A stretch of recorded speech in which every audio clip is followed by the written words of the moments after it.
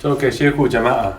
A bikin Duanwu wato wata sanar gargajiya da ke lokacin zafi na kasar Sin, mutanen Sin sukan dinki wata jaka mai kamshi.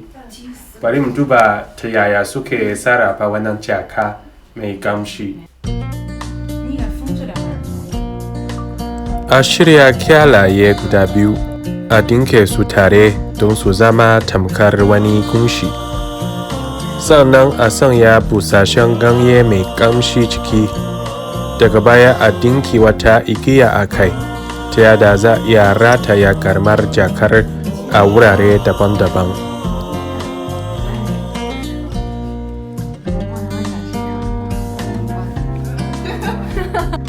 A lokacin baya, ana iya amfani da jakar a matsayin turare.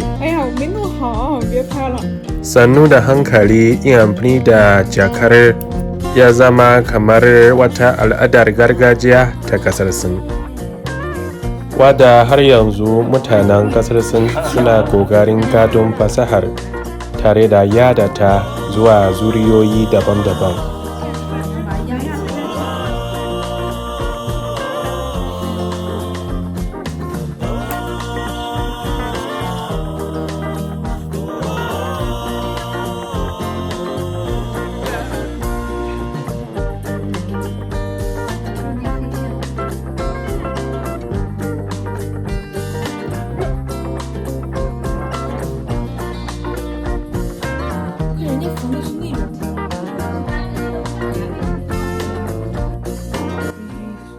Akwai kamshi sosai, kamar an sanya herb irin na mint a ciki, don haka akwai kamshi.